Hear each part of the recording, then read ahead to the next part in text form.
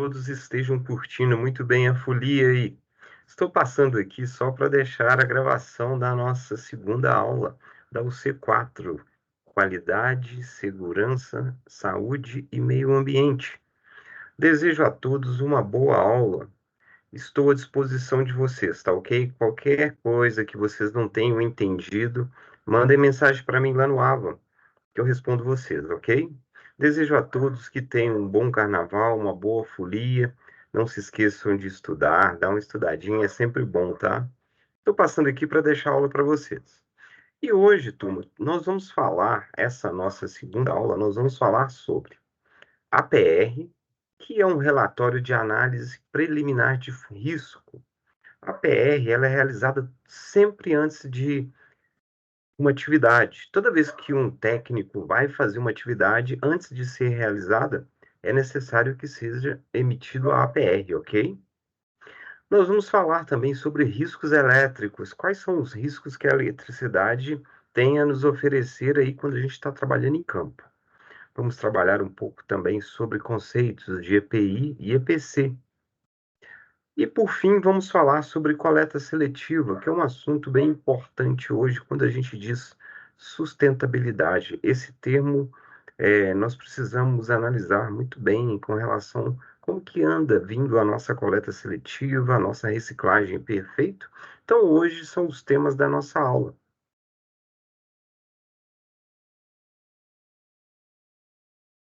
Lembrando que estamos na nossa segunda aula ao vivo, e estamos entrando na nossa segunda atividade, que vai até o dia 21/2, valendo 20 pontos. Não se esqueçam, hein? Estamos seguindo este cronograma no momento. Hoje é dia 12, feriado, a aula está sendo gravada. Espero que todos assistam na íntegra a aula, perfeito? Atividade 2, não se esqueçam, 20 pontos até o dia 21/2. Nosso referência bibliográfica, que é o livro de Saúde, Meio Ambiente e Segurança do Trabalho. O conteúdo vai estar lá na biblioteca e a nossa aula gravada, essa aula que eu estou gravando, vai estar disponibilizada lá para vocês também. Turma, APR. APR é uma sigla que significa Análise Preliminar de Riscos. O objetivo da APR, o principal objetivo é garantir a segurança dos trabalhadores. E todos os técnicos e engenheiros da área de segurança do trabalho, eles sempre estão verificando as APRs para ver o nível de qualidade, para ver como que o técnico anda preenchendo a ficha lá da nossa APR. Essa ficha a gente encontra muitos modelos prontos na internet e também ela pode ser desenvolvida por nós, seguindo alguns parâmetros que têm que estar presente lá nela. E eu listei esses parâmetros para vocês, dentre os mais importantes. Aí eu trouxe aqui um modelo de uma APR, de uma análise preliminar de riscos, que tem, dentre esses parâmetros, quais são? Nós temos que colocar a situação da linha de produção, que é um fator importante para saber se a linha está parada, se ela está fora de parada, quer dizer que ela está em funcionamento normal. Se ela é uma parada acidental e você está prestando uma manutenção corretiva, se é alguma atividade relacionada à área de segurança, se é alguma atividade relacionada a uma obra nova, a uma reforma, ou se é uma parada emergencial. Então, o técnico ele vai sinalizar que a APR, ela possui, dentre todos os itens que eu coloquei aqui, 4 que eu considero os mais importantes. Primeiro é analisar os riscos ambientais da área. Então, aqui temos todos os riscos ambientais possíveis de ser encontrado dentro da nossa área. Então, esse risco ele deve ser sinalizado, deve também conter na APR quais são os materiais e ferramentas necessários para trabalhar naquele local. Dentro da APR, é necessário que tenhamos a lista dos EPIs obrigatórios a utilizar naquela área. Também devem conter os EPCs, que são os equipamentos de proteção coletiva. Vamos falar sobre eles mais ao final da aula. Então, a APR tem que ter esses pontos importantes. Dentre os nomes dos responsáveis pela manutenção, pelos responsáveis da área, pelos responsáveis do equipamento que será prestada a manutenção ou serviço, atividade técnica nele. Então, reparem que a APR é um documento importantíssimo para garantir a segurança durante o nosso trabalho, né? É bom a gente conhecer o ambiente, conhecer os riscos do ambiente, até mesmo os EPIs ou EPCs que deveremos utilizar para garantir a nossa segurança. E a APR, ela lista todos eles. Por isso, da importância da nossa análise preliminar de risco. Professor, quando eu tenho que fazer isso? Sempre antes de realizar a atividade. Toda vez que você for realizar a atividade, você tem que fazer a APR. A APR está muito associada à permissão de trabalho. Para você realizar um trabalho, é necessário, muitas das vezes, ter uma permissão. E a permissão é emitida baseada na APR, que é a análise preliminar. Quer dizer que quando o supervisor, gerente ou responsável pela segurança do trabalho emite uma permissão de trabalho, ele vai analisar a APR que você fez, para ver se realmente todos os EPIs, todos os riscos analisados por você estão coerentes com a realidade, com o que você vai fazer em campo. Então, essa é a nossa APR, Análise Preliminar de Riscos. Turma, toda empresa que vocês forem trabalhar, todo lugar é necessário preencher, dominar a nossa APR, conhecer os pontos principais, saber o que tem que conter na APR. Aqui eu trouxe o modelo pronto, que basta preencher, mas muitas das vezes vocês têm que começar do zero, começar a APR do zero. Então vocês têm que saber quais são os componentes que têm que estar presentes lá dentro da APR. E aqui este modelo, ele é bem completo, mostra bastante coisas que vocês têm que saber, e eu sinalizei aqui as principais que devem conter.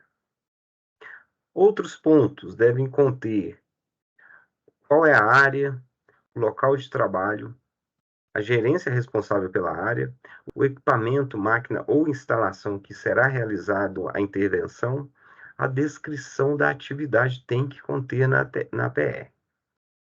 Dentre esses outros fatores, riscos ambientais, quais são os principais riscos? Nesse campo aqui pode ser marcado até mais de um, que pode estar presente lá no campo, lá na área. Materiais e ferramentas necessários para atuar dentro da área, os EPCs, que são os equipamentos de proteção coletiva, e os EPIs, que são os equipamentos de proteção individual.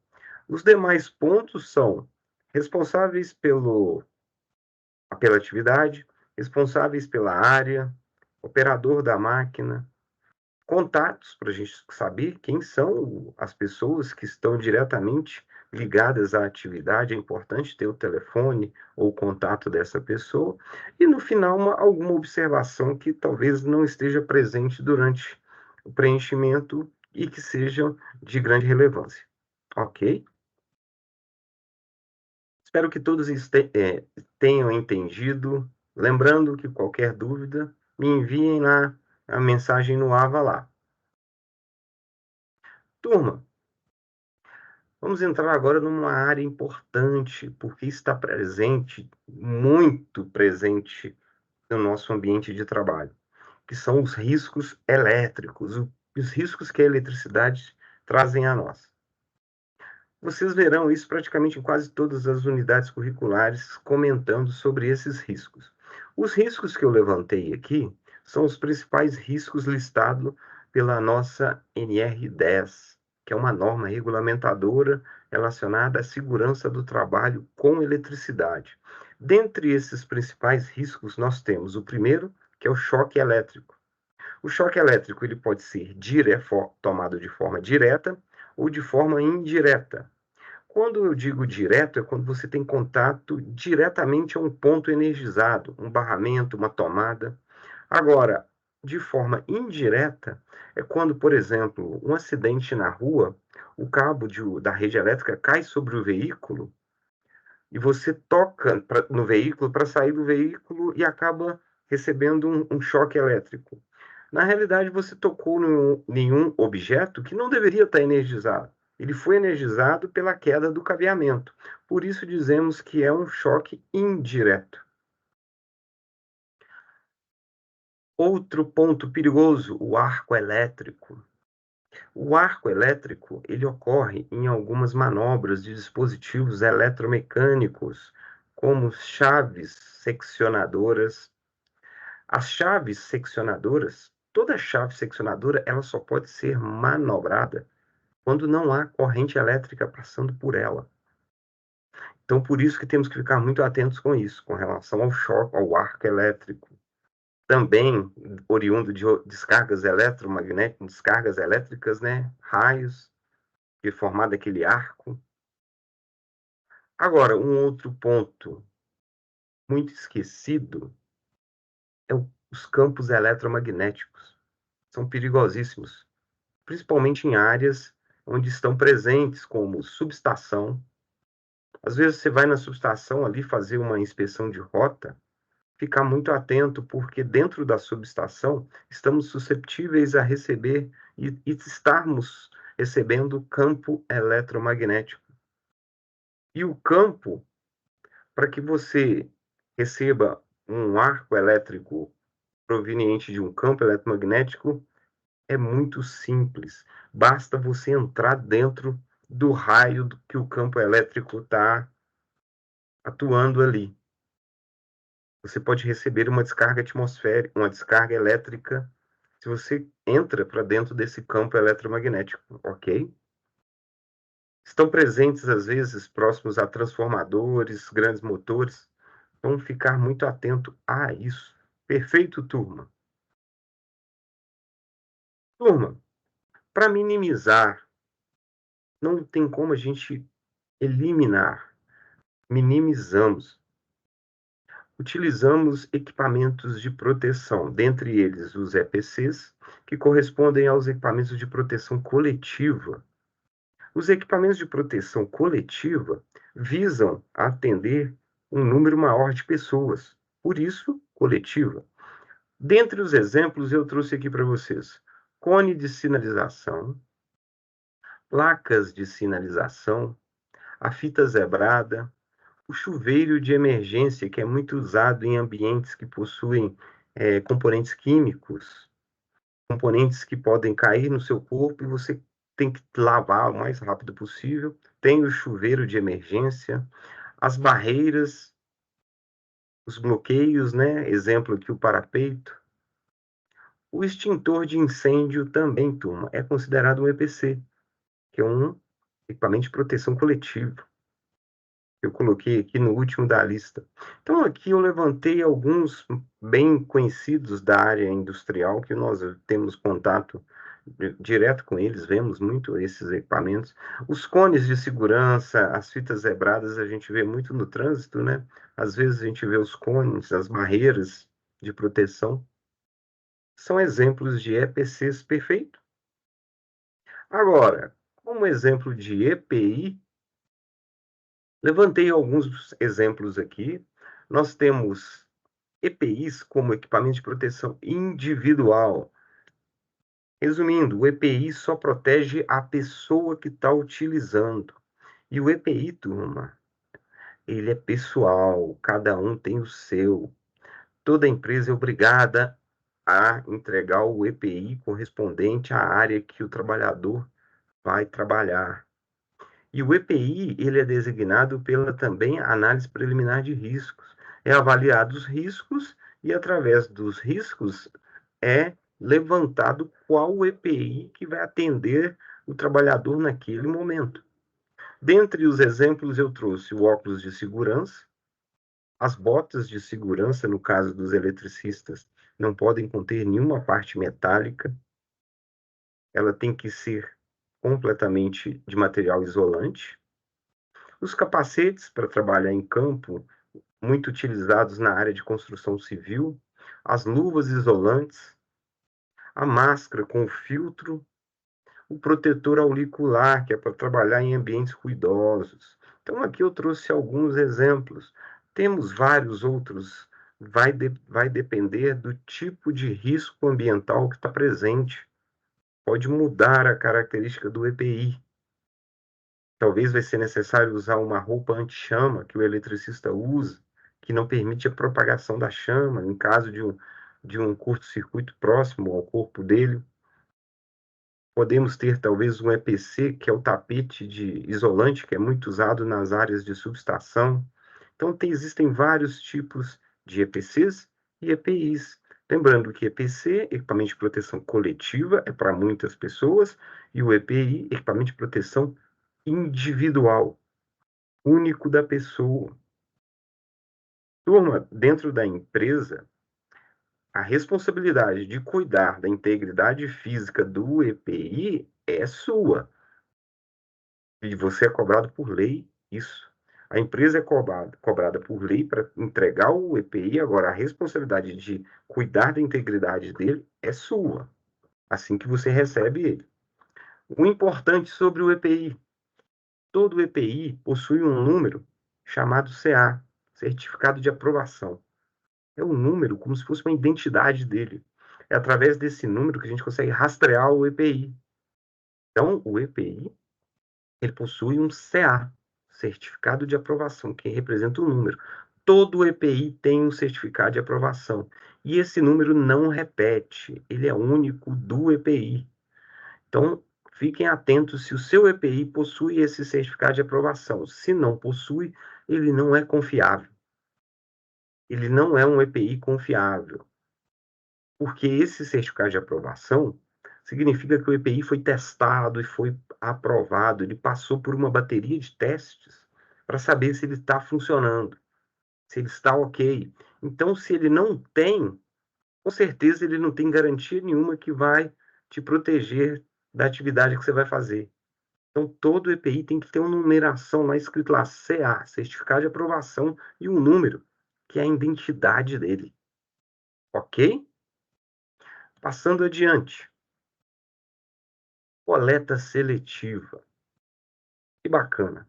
A coleta seletiva, ignorada por muitos até hoje, em plena era de sustentabilidade, era de energia limpa, buscar cada vez mais reciclar o nosso lixo. Tem muitas pessoas que às vezes ainda não sabem, principalmente dentro da escola. Às vezes eu vou presencialmente na escola próxima aqui, eu fico vendo os alunos, às vezes ignoram. Talvez não por má fé, talvez por falta de conhecimento mesmo. Mas para isso eu trouxe aqui para vocês as cores que correspondem a cada tipo de material a ser descartado. Então vamos lá. O azul, a lata azul lá, o lixo azul, o recipiente azul, ele recebe papel. O vermelho recebe plástico. O amarelo corresponde ao metal. O marrom é o lixo orgânico, o resto de alimentos. O preto é madeira. O preto a gente não vê muito, né? Mas o preto é referente à madeira. O cinza corresponde ao lixo comum. O que é o lixo comum? O lixo comum é aquele lixo que não tem como ser reciclado. Esse lixo não tem a possibilidade de reciclagem. O laranja é o classe 1. São materiais perigosos, inflamáveis. Já o roxo, referente a materiais radioativos. Então, turma, é importantíssimo que saibamos a cor correspondente a cada material. E para que a gente possa fazer um descarte correto, um descarte certo do material, para que ele possa ser reciclado, para que a gente consiga melhorar a situação do nosso meio ambiente aí, ok? Turminha, qualquer dúvida, pode consultar a apostila lá, se não conseguir entender através da apostila que está presente lá no AVA, né, na biblioteca, me mandem mensagem que eu respondo vocês, ok? Estou à disposição de vocês, qualquer dúvida que tenha sido gerada, fiquem à vontade, manda mensagem para mim lá no Ava, ok? Desejo a todos um bom carnaval, um bom descanso. Aproveitem bem a folia aí de forma consciente. Cuidado com aglomerações, cuidado, viu, turma? Uma boa noite, fiquem com Deus, um bom descanso e até a próxima semana, ok?